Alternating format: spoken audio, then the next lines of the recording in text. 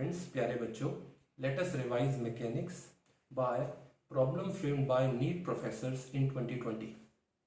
बच्चों, आज हम जो प्रॉब्लम समझने वाले हैं ये नीट प्रोफेसर्स ने बहुत ही सिंपल प्रॉब्लम फ्रेम किया है। नीट प्रोफेसर्स और JEE main professor simple problem framing करते हैं। बच्चों, आप 100% भी फिजिक्स के सेक्शन में स्कोर कर सकते हैं। जब आप क्वेश्चन को रीड करोगे तो आप इसे वर्बली भी सॉल्व कर सकते हो। जो बच्चे नीट में अपना स्कोर इंक्रीज करना चाहते हैं वो बच्चे इस प्रॉब्लम को प्रैक्टिस कर सकते हैं। जो बच्चे जेईई मेन में अपना स्कोर इंक्रीज करना चाहते हैं वो भी बच्चे इस प्रॉब्लम को प्रैक्टिस कर सकते हैं। और जो बच्चे जेईई एडवांस में अपना स्कोर इंक्रीज करना चाह रहे हैं वो बच्चे इस प्रॉब्लम को as a warm up problem वो अपने रिवीजन से पहले इसको प्रैक्टिस कर सकते हैं। In the process of solving and exploring the problem, we will basically understand how to do well in NEET. So dear students, let us start. So dear students, let us revise mechanics by problem framed by NEET professors in 2020. Okay बच्चों, have your focus on this question. It is very simple problem framed by NEET professors. Two particles of mass 5 kg and 10 kg respectively are attached to the two ends of a rigid rod of length 1 meter with negligible mass. एक rod है और rod का अपना कोई मास नहीं है ये मान के चलिए, और दोनों एंड पॉइंट्स पे 5 kg एंड 10 kg के टू पार्टिकल्स को हमने कनेक्ट कर दिया। This is our system. The centre of mass of the system from the 5 kg particle is nearly at a distance of। बच्चों बिल्कुल वर्बल कैलकुलेशन है, verbal problem है, आप इसे सीधे सीधे पता कर सकते हो।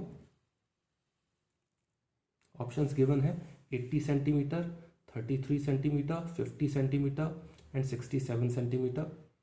नीट में हमेशा की तरीके से सिंगल करेक्ट में पूछा गया है बच्चों। मार्किंग स्कीम भी हमेशा की तरीके से +4 -1 है।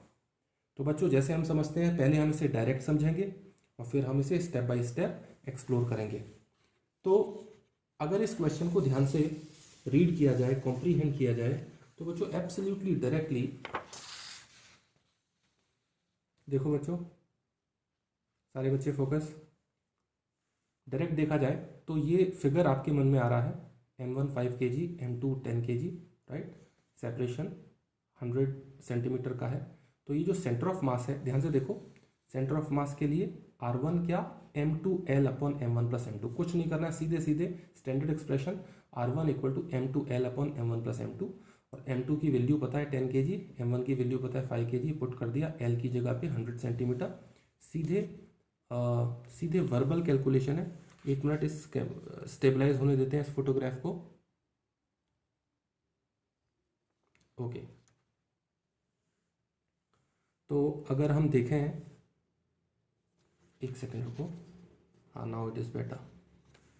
तो m2L upon m1 plus m2 अगर कैलकुलेट करें, we are getting 67 centimetre, right, which is the fourth choice. Absolutely directly आप ये कर सकते हो बच्चों। याद है आपको u² sin 2 theta by g, range of projectile. तो ये बताओ बच्चों, अगर रेंज ऑफ प्रोजेक्टाइल की बात होगी तो आप सीधे सीधे u² sin 2 theta by g apply कर दोगे ना, आप उसे एग्जाम में डिराइव तो नहीं करोगे।